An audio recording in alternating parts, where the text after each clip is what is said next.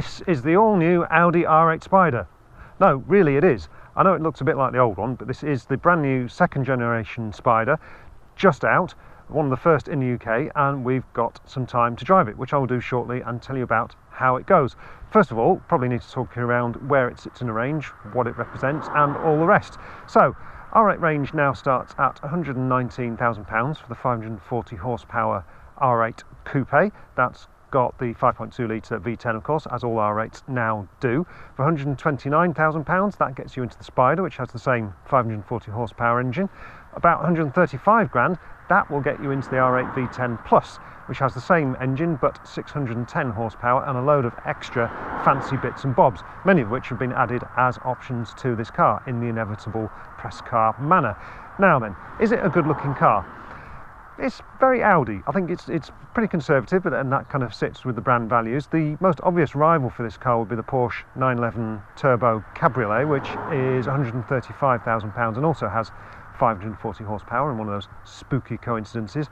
Now, I think it's clearly a better looking car than the 911. I do love a 911, obviously, but I've never really liked the cabriolets, and I think the turbo one looks a bit of a dog's dinner, what with all those extra air intakes and pop-up wings and all that kind of thing. So immediately I'd say this is perhaps a more appealing car than its most obvious German rival. There are obviously, of course, other cars in the market you could compare it to, but that is the one that immediately springs to mind. So it looks like a supercar, I think, and obviously because of that naturally aspirated V10, it sounds like one, which I will demonstrate very shortly. Just talking around a few of the options on this car. Now, we've got ceramic brakes here as part of the upgrade package applied. We've got the 20-inch wheels, we've got carbon fibre wing mirror and side blades. They're standard on the Plus. This car's also got the £3,500 Sport Plus pack, which gets you the dynamic steering, magnetic dampers and a sports exhaust, which you can see here and sounds rather magnificent. Don't worry, I'm going to show you very soon. I also quite like the fact that through this mesh here you can actually see the exhaust. You can see the valve that opens and closes it to make it noisier or quieter. That looks to me quite kind of race carish, which is sort of appropriate really, because Audi actually developed the race version of this second generation R8, the LMS, before the road car, well, alongside the road car, and it actually won the Nürburgring 24-hour before you could even buy the road version, which is pretty impressive really. Maybe a bit depressing for the competition, but there we go. Now then, let's have a look inside. Now, the obvious comparison, as I say, was the 911 Turbo convertible, but the other car that springs to mind is the Lamborghini Huracan Spyder, on which this car is based, and it shares the same modular sports car system, aluminium carbon fibre platform.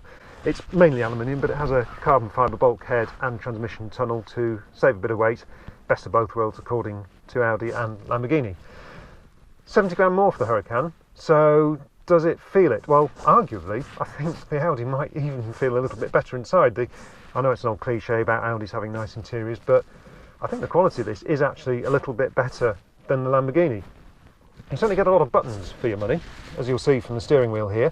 Now, one of the options applied to this car is this wheel with the extra satellites, as they call it. So usually you get these 2 buttons. On this one you get 4. That controls a performance mode and a manual override for the exhaust. So options about where to drive this car are a very dominant feature, which I'll get onto shortly. Now you've got 4 different driver modes via Drive Select, and then another 3 from the performance button, which kind of overrides them. So I'll explain how that works once we get underway, but it does seem a little bit over the top when it comes to all the settings and modes and all that kind of thing. It is a really nice place to be though. I do love this Audi virtual cockpit, which can alternate between instruments and nav and all that kind of thing. It all works really, really nicely. Now, we can't hit the road before we've done the essential options tot up. So as I say, we start at 129,990 for this car. We had a whole load of carbon, so we've got extended inlays, 1,700 quid I presume there on the interior, engine dressing on the back, on the rear deck, which is £4,900. We've got those 20-inch wheels, just over £3,000, 250 quid for a smartphone interface on a car of this level. That's a bit tight, even for a German manufacturer. What else do we have? We've got, as I say, £1,500 for this wheel with the extra modes I just talked about. Over £3,000 for LED laser headlights, which are very impressive. And the total for this car, as I say, from 129,990 is 164,240. That is proper supercar money. Does it drive like a proper supercar? Let's find out.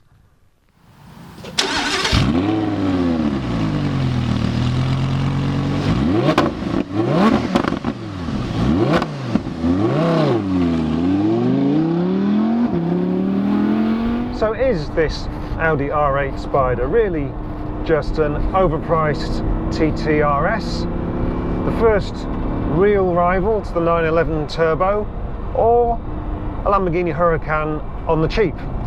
Let's explore all of those themes as we go along, but I think before we do any of that, we need to make it a bit more Spyder, don't we? Now, the first stage you can do that is by lowering that rear window like that, and that gives you a bit more insight into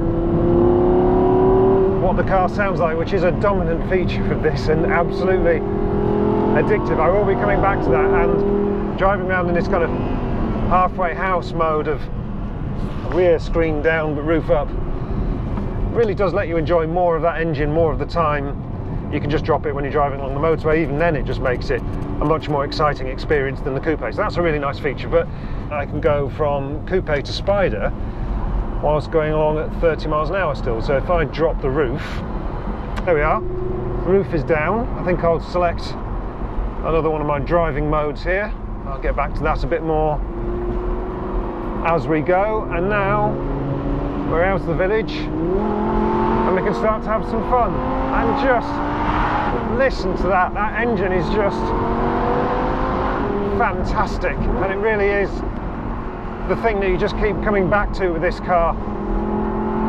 There won't be many, if any, mainstream sports cars or supercars with naturally aspirated engines in the years to come, so we may as well enjoy this one while we've still got it. And it's just brilliant. I mean, some of that banging and popping is a bit theatrical, sure, but the response of this engine is just amazing.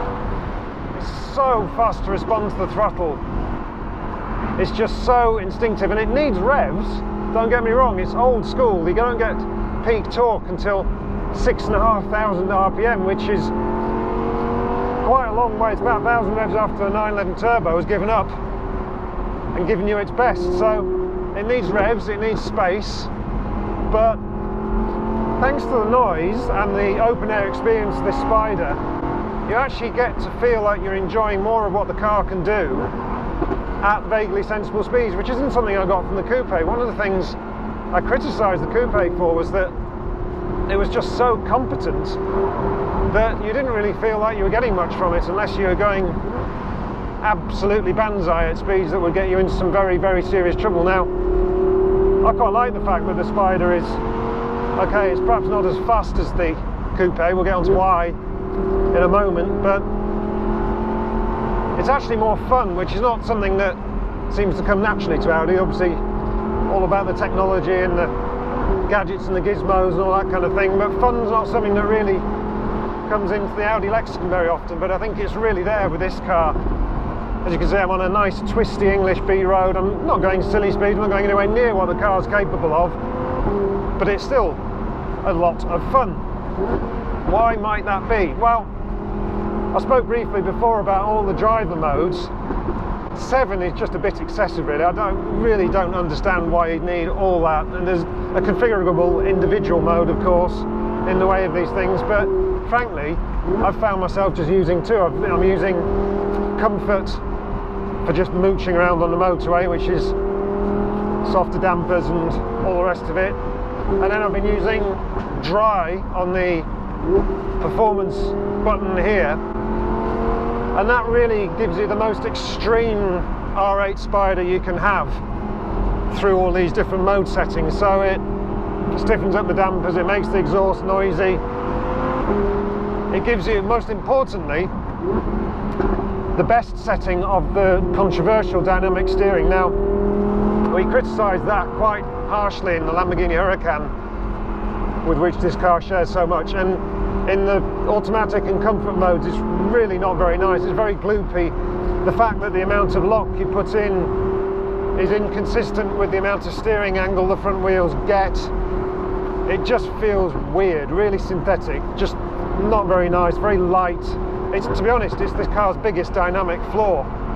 But at least in this performance mode, what Audi has done is it locks the steering ratio. So rather than vary between, I think it's about 9 and 17 to 1, I think. It's quite a wide range anyway.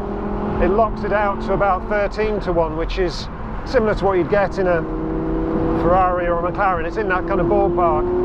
And although there's still not a huge amount of feel, it's about the best compromise, I think, between all the different settings. So I said that that's a dynamic weakness. I think other than that, it's a pretty compelling package. The damping is absolutely brilliant, I love it.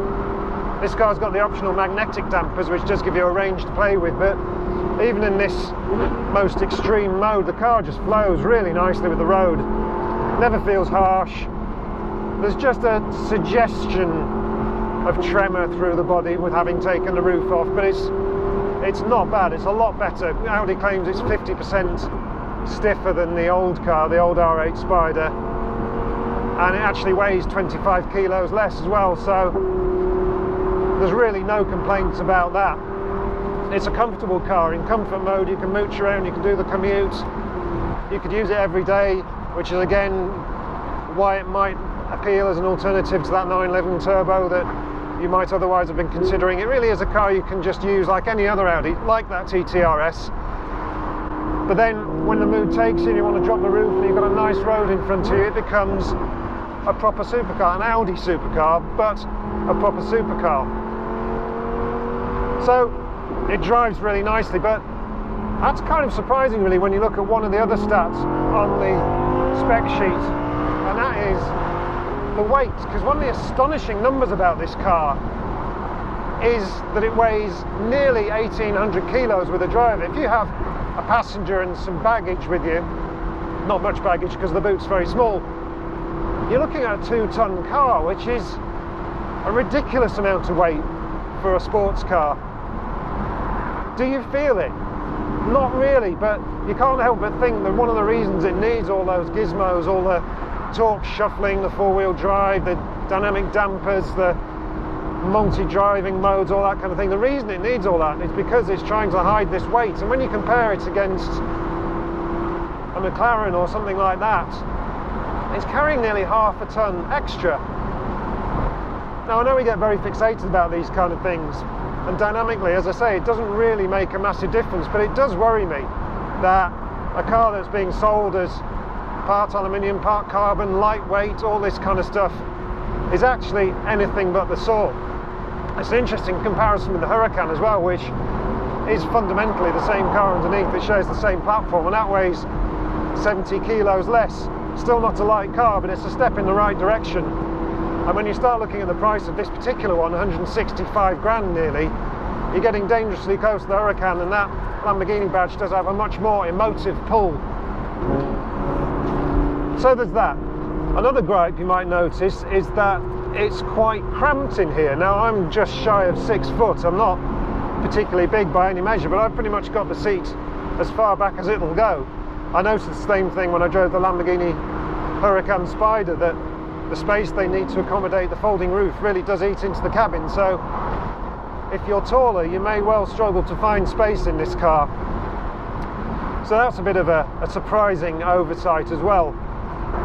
So let's talk a bit about the handling as well.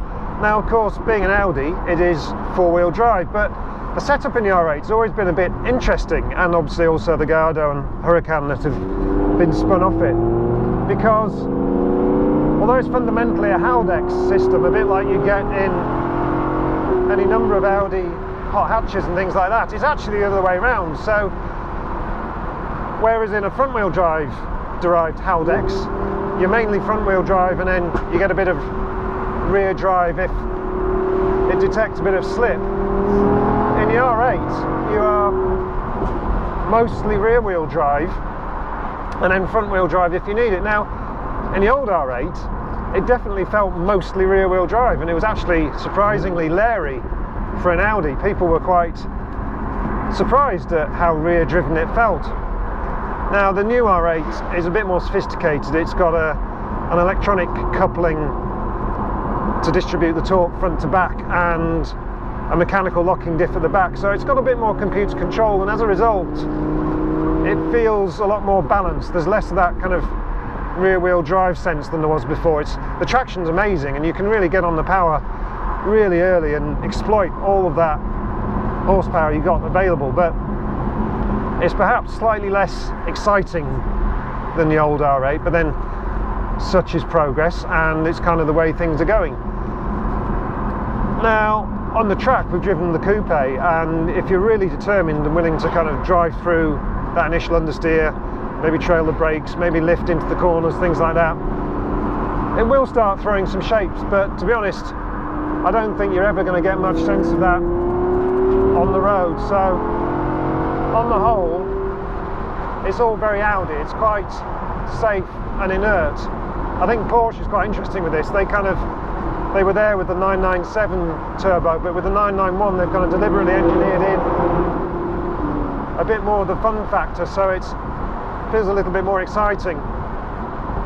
But overall this remains a very Audi take on the supercar. It does everything you'd want from an Audi, but it does it in a much more exciting fashion.